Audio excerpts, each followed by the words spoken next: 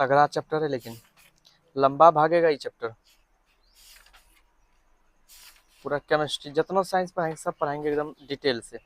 चलो देखो, acid base and salt, the second chapter of chemistry, अम्ल क्षारक एवं लवण, very interesting and sensitive chapter, जिसमें हम लोग पढ़ेंगे अम्ल क्षारक और लवण के बारे में।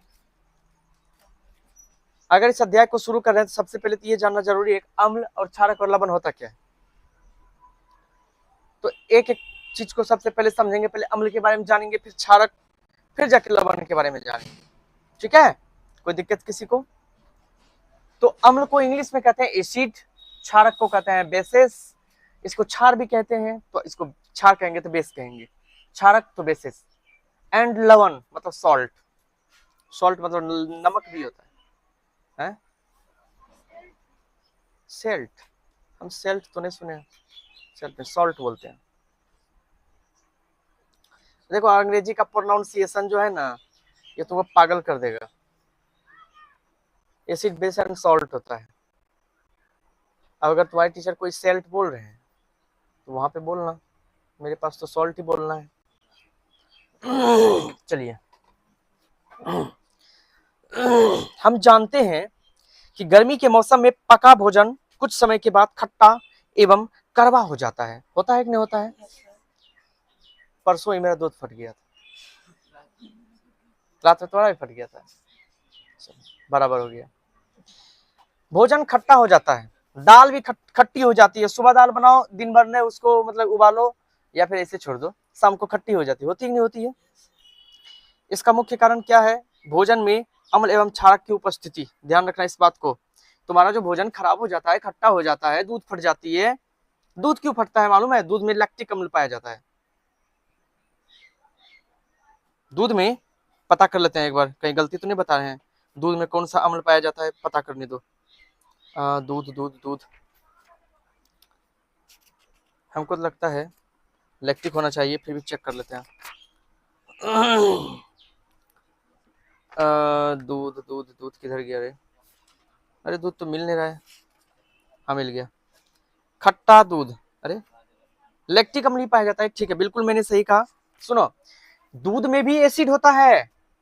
गर्मी की वजह से हमारे खाद्य पदार्थों में एसिड और ये बेस मतलब कि अम्ल और क्षार दोनों रहता है। किसी में अम्ल किसी में क्षार। तो हमारा जो भोजन खराब होता है, या तो खट्टा हो जाता है या तो फट जाता है दूध वगैरह, इसका मुख्य कारण है उसमें उपस्थित अम्लीय क्षार। किसकी वजह से वो खराब होता है? अम्लीय क्षार की वजह से खराब होता है।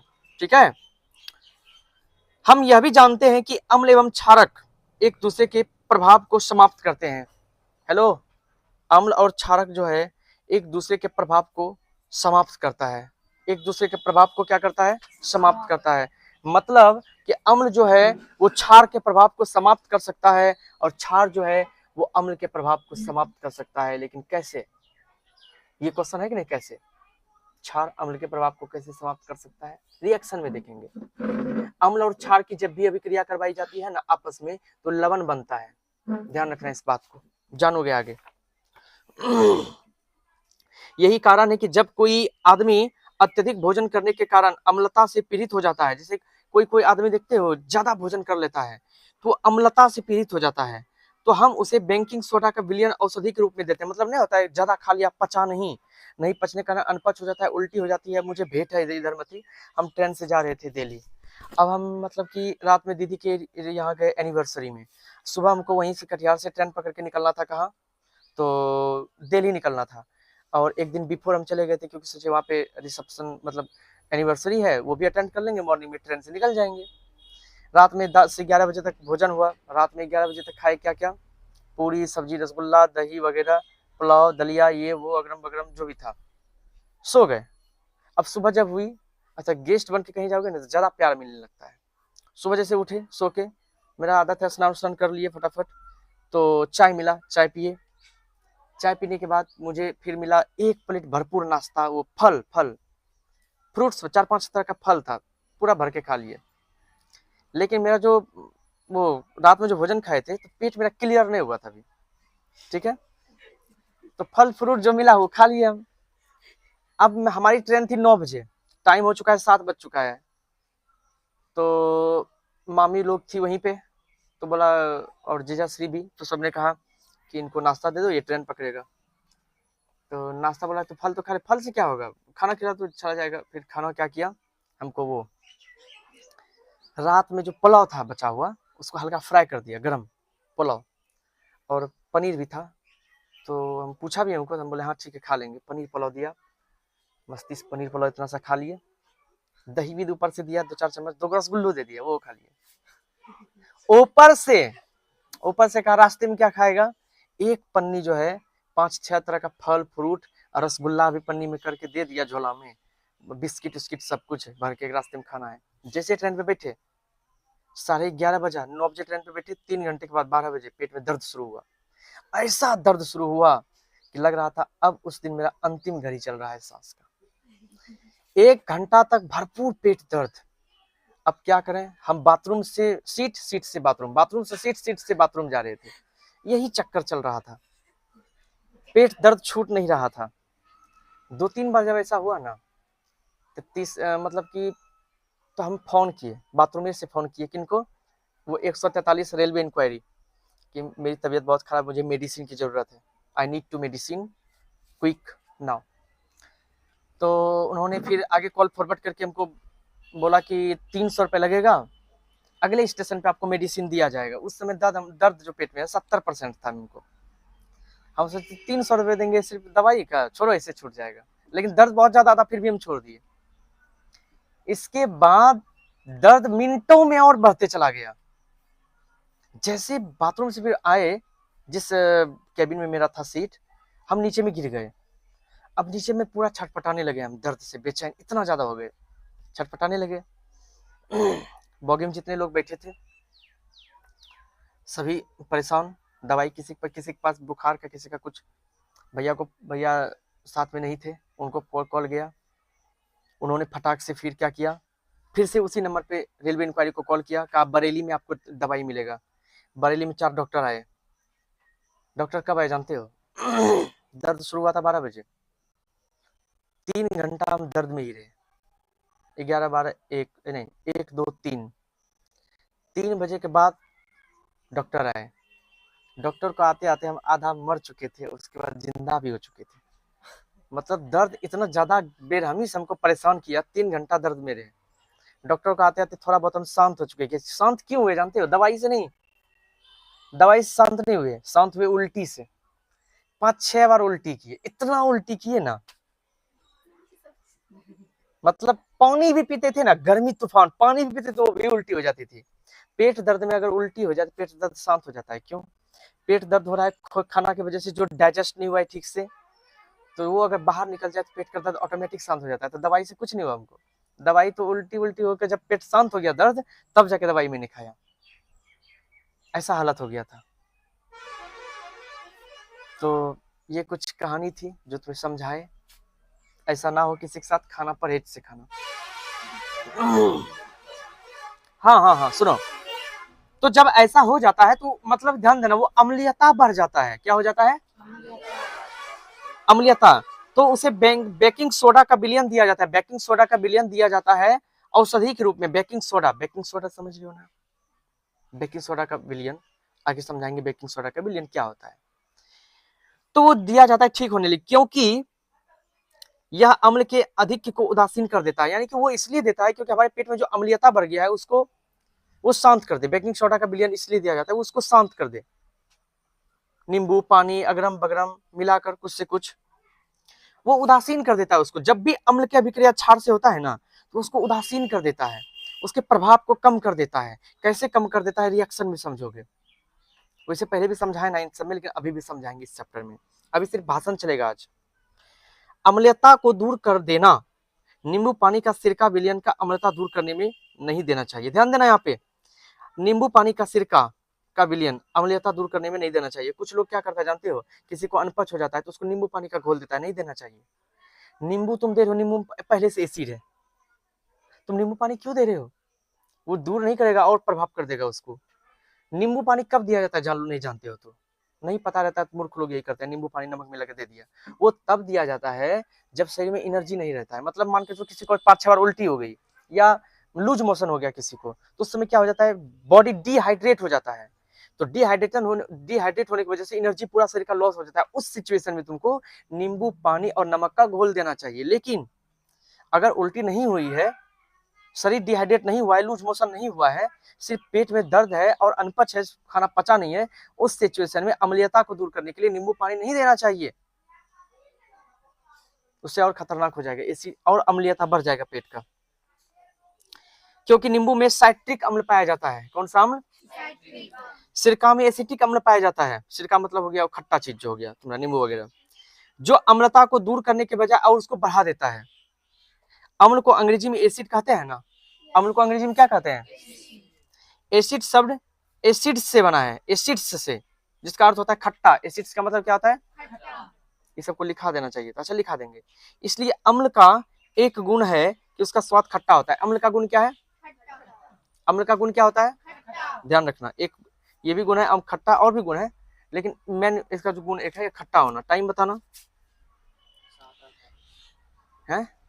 हाँ, नींबू का जो रस है वो चखने में खट्टा लगता है ना, लगता है नहीं लगता, इसका मतलब उसमें एसिड है। जो भी चीज खट्टा लगता है उसमें एसिड है, ठीक है। इमली खाने में खट्टा लगता है, इमली में भी इसका मतलब क्या है? इस प्रकार बहुत से पदार्थों को चखने में खाने में खट्टा जो लगता है उसके मतलब उसमें एसिड है। जो पदार्थ चखने या खाने से खट्टा लगता हो उसमें अम्ल रहता है। क्या रहता है? लगभग सभी खट्टे फलों में साइट्रिक अम्ल, दही में लैक्टिक अम्ल, दही खट्टा होता है ना, लैक्टिक अम्ल, हरे अंगूर में टॉट्रिक अम्ल मौलिक अम्ल, आंत में हाइड्रोक्लोरिक अम्ल होता है। आंत में, पेट आंत है ना हमारा, उसमें हाइड्रोक्लोरिक अम्ल होता है, यानी HCl, नहीं जानते तो जान लो, खतरनाक एसिड है HCl। ये अम्ल जो है तुम्हारे पेट में रहता है, कभी पचबे नहीं करेगा। इसका काम है खाना को डाइजेस्ट करना। अम्ल का काम तोड़ ताड़ के उसको फाइटिंग वुटिंग मार के खाना जो अंदर जाता है ना, उसे लड़ता है, लड़ के 2-4 थप्पड़ मार के उसको पचाता है। ऐसे नहीं पचता है, ये अंदर में बॉस है, ये तुम्हारे पेट में जाके, और तुम भोजन खाया, अंदर गया, बच बच करेगा, ये उसको लतियाएगा, लतिया के उसको पचाएगा, कहेगा चलो अपना रास्ते से निकल जाओ बाहर। ऐसा करता है, इस चीज का काम है डाइजेस्ट करना। समझो बात को। तो हाइड्रोक्लोरिक अम्ल तुम्हारे पेट में पाया जाता है, आंत में। कौन सा अम्ल? फॉर्मूला कौन सा अम्ल? कौन सा अम्ल?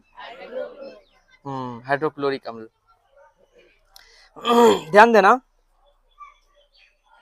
अब देखो आगे, अम्लों में से कुछ अम्ल लैक्टिक अम्ल इत्यादि द्रव के रूप में, लैक्टिक अम्ल वगैरह द्रव के रूप में रहता है। लैक्टिक अम्ल दूध वगैरह जो रहता है द्रव के रूप में रहता है। एक कहता है सल्फ्यूरिक अम्ल, नाइट्रिक अम्ल, एसिटिक अम्ल, गैस, ये सब हो गया द्रव के रूप में अम्ल पाया जाता है। कुछ अम्ल ऐसा है जो कि तुम्हारा गैस के रूप में पाया जाता है। जैसे देखो, हाइड्रोक्लोरिक अम्ल जो है ये गैस के रूप में होता है। हाइड्रोजन क्लोराइड गैस का एक संतृप्त जलीय विलयन है। हाइड्रोजन क्लोराइड, HCl की बात कर रहे थे हम। यहाँ तक हमको लगता है कि पहले देख लेना चाहिए क्या लिखाने वाला है, उसके बाद आगे पढ़ाते, क्योंकि यहाँ से यहाँ पहले भाषणेबाजी चलेगा। यहाँ तक हो चुका है, हम सोच रहे हैं क्यों नहीं यहाँ से यहाँ तक जो लिखाने वाला चीज है उसको लिखा दें ना, बेहतर होता। गर्मी भी ज्यादा लग रही है, पंखा भी नहीं चल रही है, तो लिखाने का भी मन कर नहीं रहा है।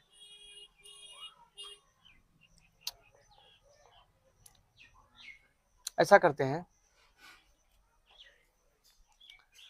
फर्स्ट क्लास है लिखाएंगे तो जरूर।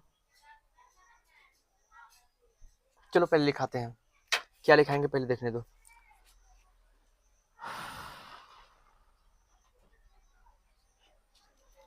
लिखो, हम जानते हैं, एक मिनट रुको।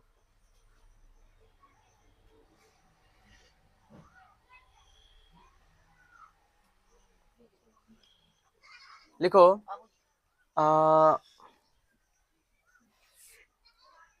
गर्मी के मौसम में सामान्यतः, इसके नीचे लिखना है, गर्मी के मौसम में सामान्यतः पका हुआ भोजन, गर्मी के मौसम में सामान्यतः पका हुआ भोजन कुछ समय के बाद खट्टा एवं कड़वा हो जाता है।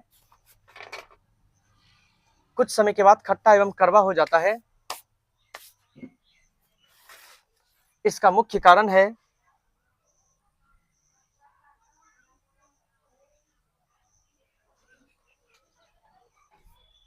इसका मुख्य कारण है भोजन में अम्ल एवं क्षारक की उपस्थिति। इसका मुख्य कारण है भोजन में अम्ल एवं क्षारक की उपस्थिति।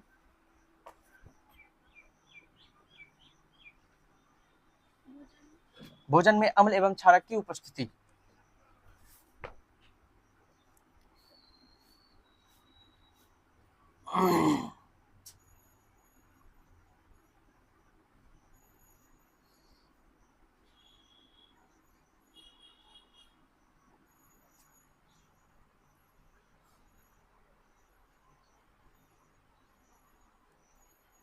आगे एरो का चिन्ह देके लिखो।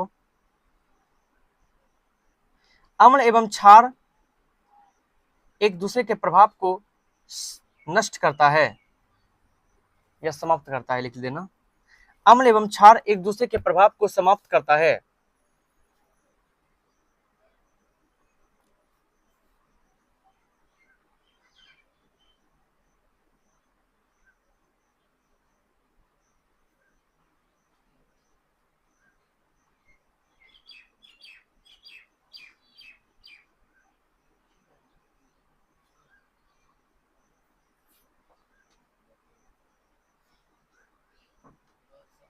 लिख लिया।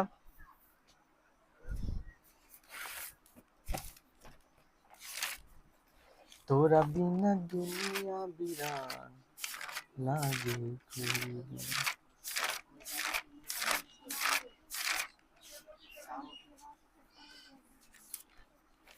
लिखो, अब क्वेश्चन लिखो आगे। ACID एसिड, एसिड शब्द की उत्पत्ति कैसे हुई? एसिड शब्द की उत्पत्ति कैसे हुई? इंग्लिश में लिखना है ACID एसिड। एसिड शब्द की उत्पत्ति कैसे हुई?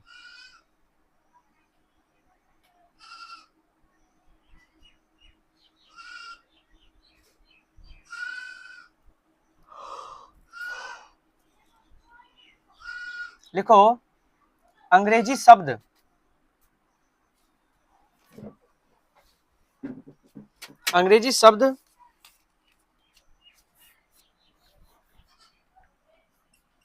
एसिड,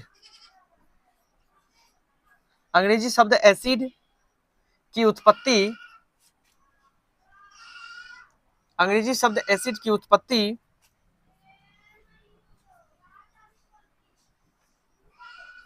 एसिड्स, एसिड्स, अंग्रेजी शब्द एसिड की उत्पत्ति एसिड्स से हुई है, एसिड्स से हुई है, जिसका अर्थ खट्टा होता है।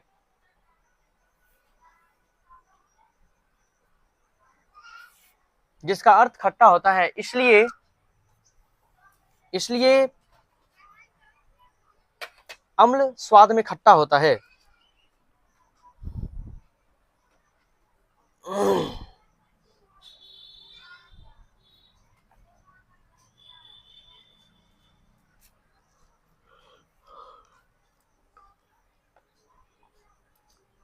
स्वाद में क्या होता है?